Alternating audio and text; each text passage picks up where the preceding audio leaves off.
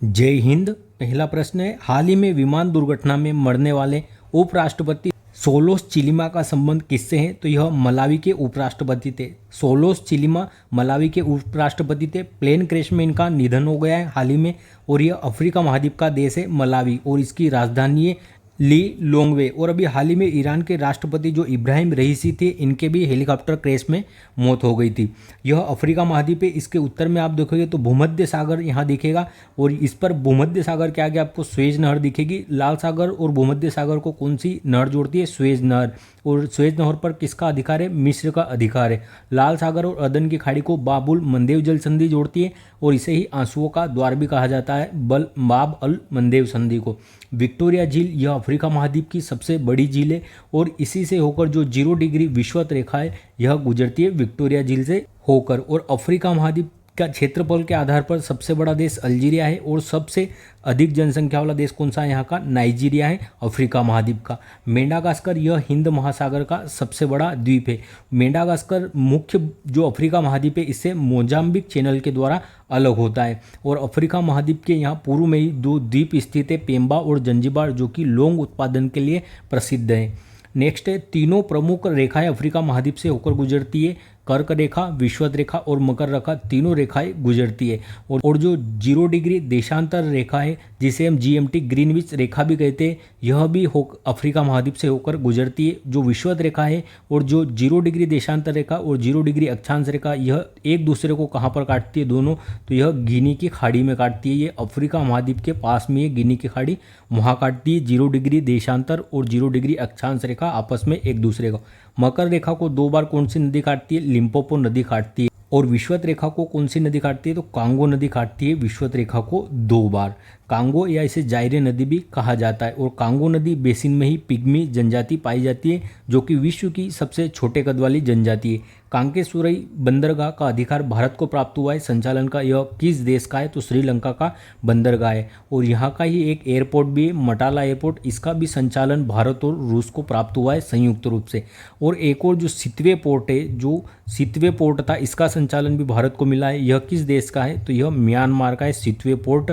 और कालाधन प्रोजेक्ट हस्ताक्षर हुआ है भारत और म्यांमार के मध्य। पहली राष्ट्रीय महिला हॉकी लीग 2024 कहाँ पर हुई है? रांची, झारखंड में इसका आयोजन हुआ है।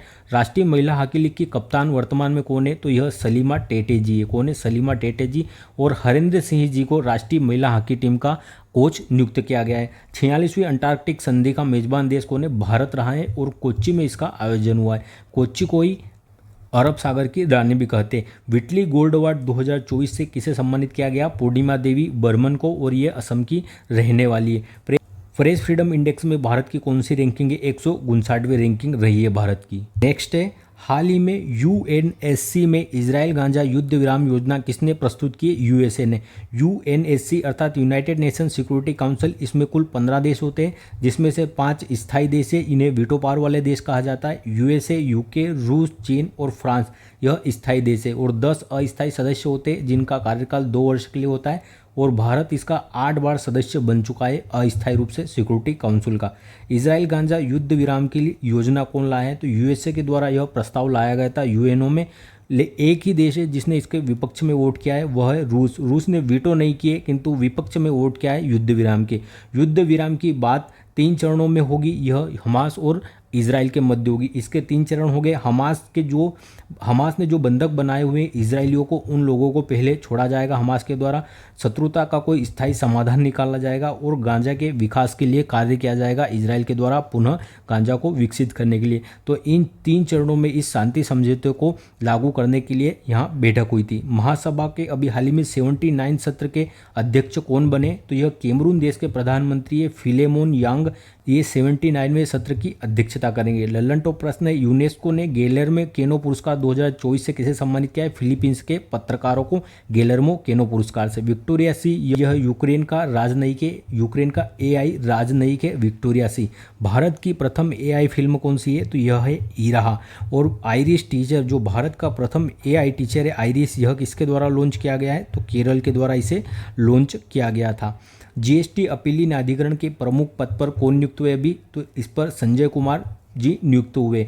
101वां संविधान संशोधन हुआ था GST के लिए, और और आर्टिकल 246 में अपीली न्यायाधिकरण का उल्लेख है जीएसटी के, और जीएसटी काउंसिल का वर्णन 279 ए के अंतर्गत जीएसटी काउंसिल का वर्णन है, और अपीली न्यायाधिकरण जीएसटी का 246 ए में है। कांस फिल्म फेस्टिवल में मानद पामडी ओर से सम्मानित होने वाली कौन है? तो मेरिल स्ट्रीप को सम्मानित किया गया है मानद पामडी ओर से, और पायल कपाड़िया जी जो कि भारत की, इन्हें भी यहाँ पर सम्मानित किया गया है कांस फिल्म फेस्टिवल में। नेक्स्ट, हाल ही में दुनिया भर में पहला अंतर्राष्ट्रीय खेल दिवस 2024 कब मनाया गया? 11 जून को यह पहली बार मनाया गया अंतर्राष्ट्रीय खेल दिवस। अंतर्राष्ट्रीय खेल दिवस 2024 पहली बार मनाया गया 11 जून को, और इस बार का विषय है इसका खेल एक बेहतर दुनिया बनाता है। हर बच्चे का मौलिक अधिकार खेल है, यह भी इसकी थीम है। राष्ट्रीय खेल दिवस कब मनाते हैं हम? 29 अगस्त को मनाते हैं, मेजर ध्यानचंद के बर्थडे के दिन राष्ट्रीय दिवस। और विकास और शांति के लिए खेल दिवस इसे कब मनाते हैं? तो 6 अप्रैल को मनाया जाता है विकास और शांति के लिए खेल दिवस। मरखोड़ दिवस यह भी पहली बार मनाया गया 24 मई को। आलू दिवस पहली बार मनाया गया इस बार 30 मई को, और फुटबॉल दिवस 25 मई को मनाया गया था पहली बार। लल्लन टॉप प्रश्न, पुरुष और महिला दोनों वर्ग में थॉमस और उबेर कप 2024 का विजेता चीन रहा है। जो थॉमस कप है यह पुरुषों की बैडमिंटन की प्रतियोगिता है, और जो उबेर कप है यह महिलाओं के बैडमिंटन की प्रतियोगिता है। बेटी लिप्स चंद्रायणी जिसका नाम चंद्रयान 3 के नाम पर रखा गया है, यह क्या है? यह एक समुद्री टारडिग्रेड था। स्कॉटलैंड के प्रधानमंत्री हाल ही में कौन बने? जॉन स्वीनी जी। वायुसेना ने ऑपरेशन बॉम्बे बकेट भी उत्तराखंड में चलाया था जंगल की आग बुझाने के लिए।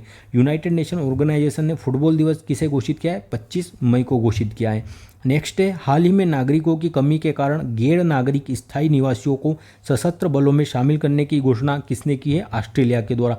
ऑस्ट्रेलिया ने अभी अपने जो गैर नागरिक स्थायी निवासी मतलब वहाँ के नागरिक नहीं है स्थायी, उन्हें भी आर्म फोर्स में शामिल करने का निर्णय लिया है, लेकिन यह शर्त है कि 12 माह तक ऑस्ट्रेलिया में कम से कम उन्होंने निवास किया है, उन्हें ही लिया जाएगा। और जो 5 आई अलायंस है, एक संगठन है 5 आई अलायंस, इस देश के जो निवासी होंगे उन्हें प्राथमिकता दी जाएगी। इसमें कौन कौन से देश शामिल है 5 आई अलायंस में? Australia, USA, United kingdom, Canada और न्यूजीलैंड देश शामिल है। यह खुफिया गठबंधन है एक 5 आई अलाई। नागरिकता से संबंधित अगर देखें भारत के संविधान में प्रावधान, तो भाग 2 में इसका वर्णन है। अनुच्छेद 5 से 11 तक इसका उल्लेख है। एक भारत की एकल नागरिकता है, और लागू कब हुआ था? जो भाग 2 है यह तो 26 नवंबर 1949 से यह लागू हो गया था। और इसमें शक्ति किसके पास है नागरिकता से संबंधित? तो संसद के पास है, और इसका संसद ने उपयोग करते हुए नागरिकता एक्ट 1955 बनाया था, जिसमें अभी हाल ही में 2019 में संशोधन किया गया था CAA को लागू करने के लिए। लल्लन टॉप प्रश्न, 30वीं सुल्तान अजलान शाह ट्रॉफी 2024 का विजेता कौन रहा है? जापान रहा है, और इसका आयोजन मलेशिया में होता है प्रतिवर्ष। भारत का क्रांतिकारी जनरेटिव चैटबॉट प्लेटफॉर्म कौन सा है? हनुमान है। शाहिद बेहस्ती पोर्ट यह ईरान का पोर्ट है, अभी हाल ही में इसके 10 वर्ष के संचालन का अधिकार भारत को प्राप्त हुआ है, और भारत ने इसे चाबहार पोर्ट के अंतर्गत विकसित किया था, उसका ही यह भाग है। साहित्य अकादमी फेलोशिप से किसे सम्मानित किया गया है? रस्किन बॉन्ड जी को साहित्य अकादमी फेलोशिप सम्मान से। यूक्रेन शांति शिखर सम्मेलन 2024 कहाँ आयोजित होगा? स्विट्जरलैंड में। यूक्रेन शिखर शांति सम्मेलन 2024 यह स्विट्जरलैंड के बर्न में आयोजित होने वाला है। रूस ने यहाँ इसमें शामिल होने से इनकार कर दिया है। रूस के प्रधानमंत्री बोले मिखाइल मिशुस्टिन, और यहाँ के राष्ट्रपति है Putin, Vladimir Putin. International Labour Organisation, इसकी बैठक अभी हाल ही में 112वें नंबर के कहाँ पर? जिनेवा में हुई थी, यहीं पर इसका मुख्यालय है। 1 मई को विश्व श्रमिक दिवस मनाया जाता है, और इसकी स्थापना 1919 को होती है इंटरनेशनल लेबर ऑर्गेनाइजेशन की। G20 2024 की अध्यक्षता ब्राजील करेगा। G7 2024 की अध्यक्षता इटली करने वाला है, और प्रधानमंत्री पहली बार प्रधानमंत्री बनने के बाद तीसरे कार्यकाल में पहला विदेशी दौरा इटली का ही करने वाले हैं। COP 28 इसका आयोजन कहाँ पर? UAE में हुआ था। यूनेस्को के 46वें सत्र की अध्यक्षता कौन करने वाला इस बार? तो भारत करेगा यूनेस्को के 46वें सत्र की अध्यक्षता। लल्लन टॉप प्रश्न, सिंगापुर के प्रधानमंत्री लॉरेंस वोंग अभी हाल ही में बने। 2024 में भारत के सबसे बड़ा व्यापारिक भागीदार कौन सा देश बना है? भारत का सबसे बड़ा व्यापारिक भागीदार चीन बना है। 85वें ग्रैंड मास्टर नवीनतम कौन बने? भारत के श्याम निखिल जी। और भीष्म मोबाइल अस्पताल का अभी हाल ही में परीक्षण कहाँ से किया गया है? आगरा में किया था। वायुसेना के द्वारा एरोप्लेन से अस्पताल छोड़े गए थे, ऊपर से इनका ट्रायल किया था, परीक्षण हुआ था। प्रधानमंत्री रॉबर्ट फीको पर हमला हुआ है, अभी हाल ही में किस देश के? स्लोवाकिया के प्रधानमंत्री है। विश्व बैंक के कंटेनर पोर्ट प्रदर्शन सूचकांक 2023 में टॉप 20 में शामिल भारत का एकमात्र बंदरगाह कौन सा है? विश्व बैंक के द्वारा जारी की गई है कंटेनर पोर्ट प्रदर्शन सूचकांक, तो विशाखापट्टनम इसमें 19वें नंबर पे। कंटेनर पोर्ट प्रदर्शन सूचकांक 2023 वर्ल्ड बैंक के द्वारा रिपोर्ट जारी की गई है और भारत के टॉप 20 में विशाखापट्टनम बंदरगाह स्थित है, जो कि 19वें स्थान पर है। यह आंध्र प्रदेश में स्थित है। और 27वें स्थान पर मुंद्रा पोर्ट है, जो कहाँ पर स्थित है? यह अडानी ग्रुप का पोर्ट है, गुजरात में स्थित है मुंद्रा पोर्ट। फर्स्ट स्थान पर यांगशान पोर्ट है, जो कि चीन का है। और दूसरे स्थान पर कौन सा है? सलाल पोर्ट है, जो कि ओमान का है। एन्नोर या कामराज पोर्ट, जो कि तमिलनाडु में स्थित है। एन्नोर, इसे ही कामराजर पोर्ट भी कहा जाता है। यह 47वें स्थान पर स्थित है टॉप 50 में। अरब सागर की रानी कोच्चि को कहा जाता है। कांडला का नया नाम क्या है? कांडला बंदरगाह पंडित दीनदयाल उपाध्याय बंदरगाह, यह गुजरात में। श्यामा प्रसाद मुखर्जी बंदरगाह, यह कोलकाता में स्थित है। और लोथल डॉकयार्ड कहाँ है? सिंधु सभ्यता से संबंधित, तो यह गुजरात राज्य में स्थित है। लल्लन टॉप प्रश्न है, अभी हाल ही में आतंकवाद विरोधी तर्कस अभ्यास किस किस के मध्य आयोजित हुआ है? भारत यूएसए के मध्य।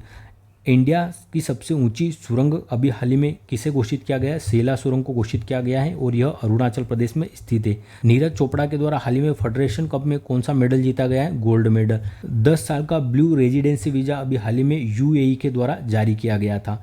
नेक्स्ट है, हाल ही में उड़ीसा के मुख्यमंत्री किसे चुना गया है? तो मोहन चरण मांझी जी को चुना गया है उड़ीसा का मुख्यमंत्री। उड़ीसा में अभी इलेक्शन हुए थे विधानसभा के लिए और 24 साल बाद यहाँ पर बीजेपी को बहुमत मिला है। 24 साल तक यहाँ कौन सीएम थे अभी? तो नवीन पटनायक जी सीएम थे, क्योंकि बीजेडी बीजू जनता दल से थे और यहाँ के सीएम रहे 24 साल तक। और अभी हाल ही में जो यहाँ पर चुनाव हुए उसमें बीजेपी को बहुमत मिला है, 78 सीटें मिली है 147 में से बीजेपी को। और बीजेपी ने किसे सीएम बनाया यहाँ का? मोहन चरण मांझी को। यह क्योंझर सीट से 4 बार के विधायक रह चुके हैं मोहन चरण मांझी जी। यह आदिवासी सीएम है। केवीसी राव और प्रवती परिदा इन दोनों को डिप्टी सीएम बनाया गया है उड़ीसा का। एमपी के सीएम कौन है? तो मोहन यादव जी है। राजस्थान के भजनलाल शर्मा जी है। छत्तीसगढ़ के विष्णु शर्मा जी है। तेलंगाना के रेवंत रेड्डी, आंध्र प्रदेश के चंद्रबाबू नायडू यह आज शपथ लेंगे। और हरियाणा के नायब सिंह सैनी जी, ये प्रमुख राज्यों के मुख्यमंत्री जो अभी हाल ही में बने हैं। लल्लन टॉप प्रश्न है, सात्विक और चिराग की जोड़ी ने साल का दूसरा खिताब कौन सा जीता है? अभी थाईलैंड ओपन जीता है। और पहला जीता था साल का पहला फ्रेंच ओपन, और यह बैडमिंटन से संबंधित है। हेलीकॉप्टर दुर्घटना में मृत्यु अभी हाल ही में ईरान के राष्ट्रपति इब्राहिम रईसी की हुई थी। नेक्स्ट है AK-203 असाल्ट राइफल, इसका निर्माण भारत और रूस ने मिलकर किया है और उत्तर प्रदेश के कोरगा में इसे निर्मित किया गया है। विश्व की सबसे ऊंची खगोलीय वेधशाला कहाँ पर प्रारंभ हुई? अटाकामा मरुस्थल में। विश्व आर्थिक मंच ने यात्रा पर्यटन सूचकांक जारी किया है, इसमें भारत का कौन सा स्थान है? तो 39वां स्थान है भारत का। घरेलू उपभोग व्यय सर्वेक्षण के अनुसार दूध और दुग्ध उत्पादों का सर्वाधिक उपयोग करने वाला शीर्ष राज्य कौन सा है? हरियाणा। घरेलू उपभोग व्यय सर्वेक्षण यह किसके द्वारा? सांख्यिकी एवं कार्यक्रम क्रियान्वयन मंत्रालय द्वारा जारी किया गया है, जो कि हर 5 वर्ष में जारी किया जाता है और इसमें व्यय के आंकड़े जारी किए गए। दूध और जो दूध उत्पादन है इसका सर्वाधिक उपयोग हरियाणा करता है और दूसरे स्थान पर राजस्थान है। पेय पदार्थों का सर्वाधिक उपयोग तमिलनाडु करता है। मांस एवं अंडा तथा मछली का सर्वाधिक उपभोग कहाँ पर किया जाता है? केरल में।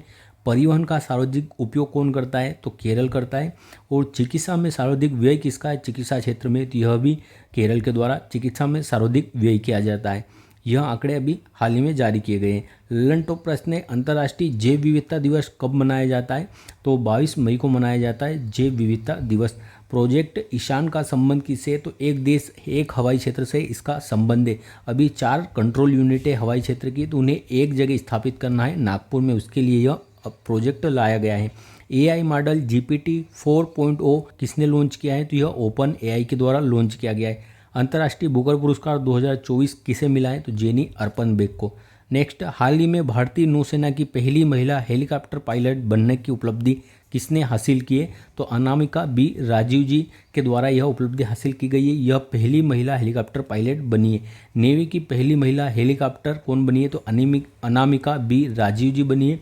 और इन्होंने कहाँ पर हेलीकॉप्टर को चलाया या कहाँ पर प्रैक्टिस हुई? तो इसका INS राजा जी में परीक्षण हुआ था। बीएसएफ की फर्स्ट महिला स्नाइपर कौन बनी है? सुमन कुमारी जी। 2024 को आर्मी के द्वारा किस वर्ष के रूप में मनाया जा रहा है? तो तकनीकी अवशोषण वर्ष के रूप में मनाया जा रहा है आर्मी के द्वारा। और 2024 को केम्ब्रिज वर्ष यूएनए के द्वारा घोषित किया गया है। लल्लन टॉप प्रश्न है, सेकंड एआई शिखर सम्मेलन का आयोजन भी हाल ही में कहाँ? सियोल में हुआ है, दक्षिण कोरिया में। और फर्स्ट एआई सम्मेलन ब्लेचले यूनाइटेड किंगडम में हुआ था। सागादावा महोत्सव सिक्किम में मनाया जाता है। जीरो वेस्ट टू लैंडफिल सम्मान प्राप्त करने वाला पहला एयरपोर्ट कौन सा है? तिरुअनंतपुरम एयरपोर्ट। बंगाल की खाड़ी में आई चक्रवात रेमल का नामकरण किसने किया था? ओमान के द्वारा। कांस फिल्म महोत्सव 2024 में ग्रांड प्रिक्स श्रेणी में पुरस्कार किसने जीता है? तो यह भारत की पायल कबाड़िया जी के द्वारा जीता गया है। नेक्स्ट है, हाल ही में ओम बिरला किस सीट से 20 वर्षों में सांसद के रूप में फिर से चुने जाने वाले पहले लोकसभा अध्यक्ष बने हैं? तो यह कोटा सीट से चुनकर आए हैं ओम बिरला जी। ओम बिरला यह 70वीं लोकसभा में स्पीकर थे, अभी कोई भी स्पीकर डिसाइड नहीं हुआ है। और किस सीट से आते हैं? तो कोटा बूंदी जो राजस्थान की सीट है, यहाँ से सांसद बनकर आए हैं। 18वीं लोकसभा में ये इलेक्टेड होकर फिर इसी सीट से आए, कोटा बूंदी से। और 20 वर्षों में पहली बार ऐसा हुआ है जो कि second bar MP member of parliament बनकर आया है अध्यक्ष बनने के बाद। अर्थात अध्यक्ष बनने के बाद कोई चुनाव शायद नहीं लड़ता है। इंग्लैंड में यह परंपरा है कि अगर कोई अध्यक्ष रह चुका है जो सदन है उसका, तो वो फिर कभी अगली बार मेंबर ऑफ पार्लियामेंट बनकर चुनाव लड़के नहीं आएगा। तो यहाँ पर 20 वर्षों में पहली बार ऐसा हुआ है कि सेकेंड बार वापस चुनाव लड़ा है किसी सांसद ने एक बार अध्यक्ष रहने के बाद। मीरा कुमारी यह पहली महिला अध्यक्ष है लोकसभा की, और ये बिहार के सासाराम से चुनकर आई थी। सुमित्रा महाजन जी यह दूसरी महिला थी लोकसभा अध्यक्ष, और यह इंदौर सीट से चुनकर आते थे, जहाँ से अभी हाल ही में शंकर लालवानी जी जीत कर आए हैं, जो कि भारत के सबसे बड़े वोट बैंक से जीत कर आए हैं। ये 11 लाख से अधिक वोटों से यहाँ पर जीते हैं। फर्स्ट स्पीकर कौन थे लोकसभा के? तो जीवी मालंकर जी थे, और आर्टिकल 93 में उल्लेख है लोकसभा के स्पीकर का। इंदौर से शंकर लालवानी जी यह 11 लाख से अधिक वोटों से जीत कर आए, और नोटा को भी सर्वाधिक वोट यहीं पर मिले हैं। इंदौर में 2 लाख से ऊपर वोट मिले। लल्लन टॉप प्रश्न है, इंडियन प्रीमियर लीग 2024 यह किसके द्वारा जीती गई है? तो केकेआर ने यह जीता है। श्रेयस अय्यर इसके कप्तान थे, और सनराइजर हैदराबाद को हराकर जीता है। रिटेल डायरेक्टर मोबाइल ऐप प्रवाह किसने लॉन्च किया है? आरबीआई के द्वारा।